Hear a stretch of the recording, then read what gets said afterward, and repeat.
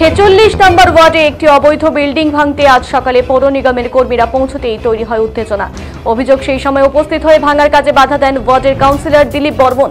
শুধু বাধাই নয়, বিষয়টি নিয়ে ক্ষোভ উগরে দিয়ে পুরো বোর্ডের ভূমিকা নিয়ে প্রশ্ন তোলেন তিনি। ঘটনাকে কেন্দ্র করে এলাকায় ব্যাপক চাঞ্চল্য ছড়িয়েছে। ভবিষ্যতে ওই বাড়ির বিরুদ্ধে কি পদক্ষেপ নেওয়া হবে সেই দিকে এখন নজর রয়েছে এলাকাবাসীর। দিলীপ বর্মনের অভিযোগ, ওই অবৈধ মালিক এবং পৌর নিগমের কর্তৃপক্ষের মধ্যে আগেই কথোপকথন হয়েছিল। কমিশনারের কাছে জমা দেওয়া হয়েছিল একটি স্মারকলিপিও। সেই বৈঠকে দুপক্ষের মধ্যে আলোচনার মাধ্যমে বাড়ি ভাঙার বিষয়টি আপাতত স্থগিত রাখার সিদ্ধান্ত হয় বলে দাবি তার। কাউন্সিলরের কথায় যখন আলোচনা করে সিদ্ধান্ত নেওয়া হয়েছে, তখন আবার হঠাৎ আজ ভাঙতে আসা কেন? এটা বোর্ডের ভেতরে সমন্বয়হীনতার প্রমাণ। অন্যদিকে এদিন সকালে পূর্ব নির্ধারিত তালিকা অনুযায়ী পৌরকর্মীরা ভাঙার কাজ করতে এলেই ঘটনার সূত্রপাত। পরিস্থিতি উত্তপ্ত হয়ে ওঠায় শেষ পর্যন্ত কার্যক্রম স্থগিত রাখার বাধ্য হয় পৌর নিগম।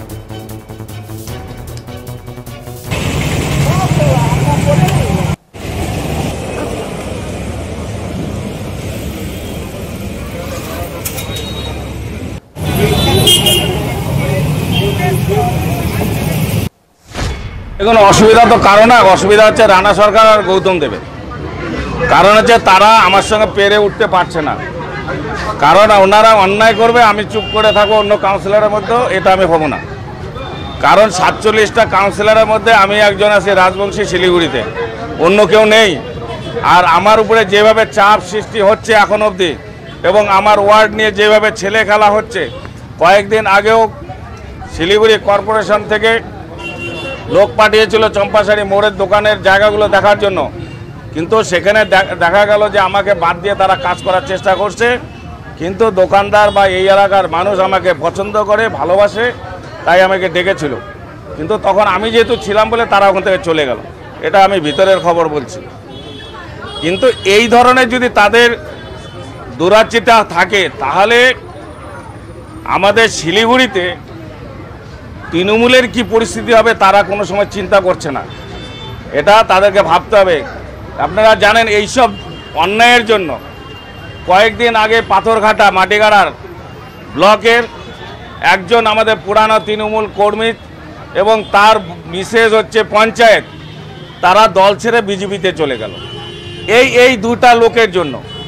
এই দুটা লোক কোনোদিন শিলিগুড়িতে কোনো নেতা হতে দেবে না। এরা চায় ওরাই রাজত্ব করবে, বাদবাকি সব ওদের চামচা হয়ে থাকবে। আমি কারো চামচা না, আমি তাদের চামচা, আমি জনসাধারণের চামচা, জনসাধারণের লেবার, জনসাধারণের ভাই। কি অবৈধ দেখাচ্ছে এখানে যে আজ নোটিশ ছাড়াই ভাঙতে চলে আসছে?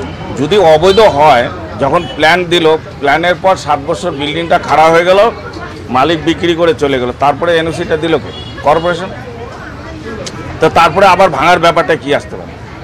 কোনো ডিসপুট থাকতেই পারে, সেটা মিউচুয়াল করা হয়েছে এবং দুপক্ষকে নিয়ে মিউচুয়াল করেছে। আমার দায়িত্ব, আমার এলাকার মানুষ যাতে কোনো ক্ষতি না হয়, সেটা আমি সবসময় দায়িত্ব নিয়ে কাজগুলো করি।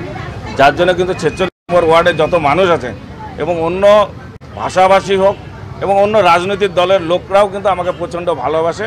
কারণ হচ্ছে আমি দু নজরে দেখি না কাউকে। তো কাজে যেহেতু আমি এই এলাকার কাউন্সিলর, সবার দায়িত্বটাই আমার। তো কাজেই আমি চেষ্টা করি যে মানুষের মন জোগাতে গেলে মানুষের পাশে থাকতে হবে, কাজ করতে হবে, তাহলেই মানুষ আমার সঙ্গে থাকবে। আমরা কিছুই জানি না। আমরা এটা আমাদের অবৈধ আমরা কিভাবে জানবো? আজ থেকে 7 বছর আগে বিল্ডিংটা হয়েছে, বিল্ডিংটার এনওসি দেওয়া হয়েছে। কিভাবে কর্পোরেশন এনওসি দিয়েছিল? তখন কেন ভাঙলো না? বেআইনি হতো তখন ভেঙে দিত। হ্যাঁ, আর আজকে মানে আমরা এই দোকান নেওয়ার পরে এখন বলছে এটা অবৈধ হয়ে গেছে। কিভাবে হলো এটা? কিভাবে সম্ভব? তারপরও জায়গাটা এই ওনাদের সঙ্গে আমাদের সঙ্গে একটা আন্ডারস্ট্যান্ডিং হয়েছিল, বলছে এরকম আমাদের একটা পার্কিং দিতে হবে, তাহলে আমাদের সঙ্গে আপনাদের সঙ্গে কোনো ঝামেলা নেই। তার জন্য আমরা 5 ফিট করে পিছনে ছেড়ে দিলাম, ছেড়ে দিয়ে ওদেরকে ওটা ভেঙে আবার বানিয়ে দিলাম। ওদের সঙ্গে আমাদের আন্ডারস্ট্যান্ডিং হয়ে গেছে, ওদের সঙ্গে কোনো ঝামেলা নেই। মিউচুয়াল মিটিং এর বিষয়ে আপনারা কি অবগত করিয়েছিলেন এসএনসিকে? হ্যাঁ, আমাদের কাছে এই যে পেপারস আছে, আমরা এই যে আমরা কর্পোরেশনে গিয়ে আমরা সেই দিয়ে ওখান থেকে আমরা সেই লেটার 1 কপি ওনাদের দিয়েছি, 1 কপি আমরা নিয়ে এসেছি। তো নোটিশ ছাড়া এভাবে যে ভাঙতে এলো, কি বলবেন সেই বিষয়টা? কিভাবে সেই বিষয়টা তো আমরা কিভাবে দেব? এটা তো গায়ের জোরে কাজ হচ্ছে, এটা তো পার্টি পলিটিক্স না ভাবছি, এটা গায়ের জোরে কাজ হচ্ছে, এটা তো ঠিক না। এখন কি তাহলে আপনারা কোনো ধর্নায় বসবেন এই যে ভাঙতে আসলে হঠাৎ? নিশ্চয়ই বসতে বাধ্য হব।